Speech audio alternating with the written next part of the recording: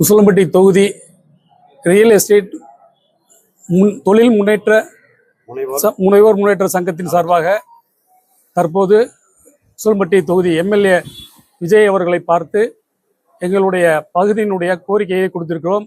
அதாவது உசிலம்பட்டி பகுதி காக்கா என அழைக்கப்படும் மலைப்பகுதி பாதுகாப்பு சட்டத்தின் கீழ் வருகிறது.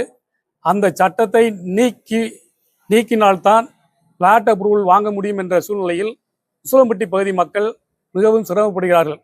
அன்றாடம் அவருடைய வாழ்க்கை நடத்துவதற்கு தேவையான எந்த வித முதலீடும் இல்லாமல், பெண்களை திருமணம் செய்து கொடுக்க முடியாமல், மருத்துவ செலவு செய்யாமல், படிப்புக்கு செலவு செய்ய முடியாமல், 5 சென்ட் 3 சென்ட் நிலங்களை விற்க முடியாத சூழ்நிலையில் இந்த பகுதி மக்கள் மிகவும் சிரமப்பட்டுக் கொண்டிருக்கிறார்கள்.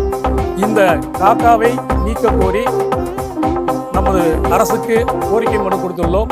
இதில் விஜய் அவர்களை எம்எல்ஏ அவர்களை பார்த்து கோரிக்கை மனுவை கொடுத்துள்ளோம்.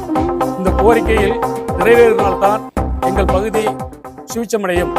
ஒவ்வொரு மனிதனின் தனிப்பட்ட உரிமையான வீட்டு வசதி உரிமை கிடைக்கப்படாமல் உள்ளது. அதை மீட்டு கொடுக்க வேண்டும் என கோரிக்கை வைத்துள்ளோம்.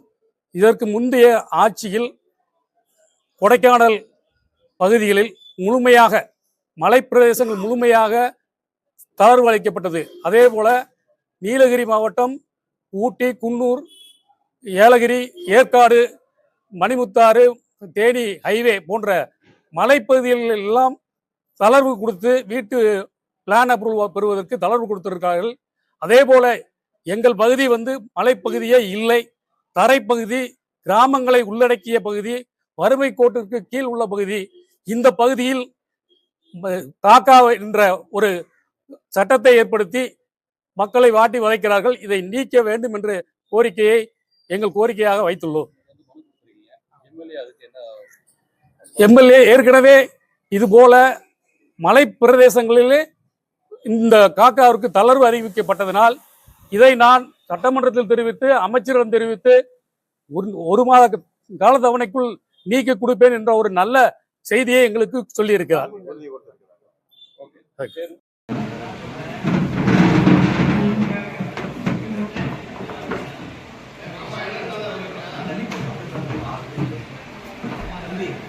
மலைப்பகுதி ஆணையக்குழு ஏற்படுறாங்க. அதுல 1990 அந்தந்த கலெக்டர் மேற்கு தொடர்ச்சி மலையை ஒட்டி இருக்க பகுதியில் தேனி மாவட்ட கலெக்டர் மொத்தமே 9 கிராமம் மட்டுமே கொடுத்தாரு. அந்த பகுதியில முழு மலைப்பகுதி. நம்ம கலெக்டர் 30 கிராமங்களை கொடுத்துருக்காரு. உசிலம்பட்டி ஒன்றியத்துக்கு தவறான அடிப்படையில் ஜீவோ நம்பர் 44க்கு 1990 அவங்க இந்த மலைப்பகுதியில் அறிவிச்சிட்டாரு.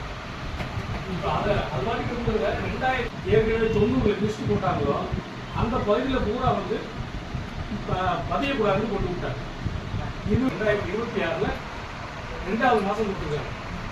நம்ம பகுதியை கேட்கறதுக்கு ஆள் இல்லைன்றனால, சொல்றதுக்கு ஆள் இல்லைன்றனால இந்த பகுதி அப்படியே முடங்கி போச்சு. இதை நீங்க ரிலாக்ஸேஷன் கொடுத்தா போதும், நீக்கி விட கட்டாயம்.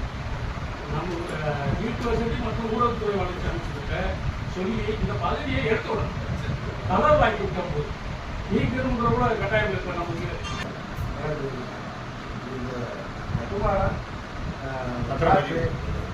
இதுக்கு மட்டும்தான் அதை போட்டுருக்காங்க. அது கருப்புவாரி இது உசிலம்பட்டியும் மொத்தத்துல மலைப்பகுதியே கிடையாது. மலைப்பகுதியே கிடையாத ஒரு இடத்த இன்னமும் எடுக்காம வச்சிருக்காரு. அதுக்கு காரணம் மூவ் பண்ற ஆளுகள் இல்லாததான் காரணம்.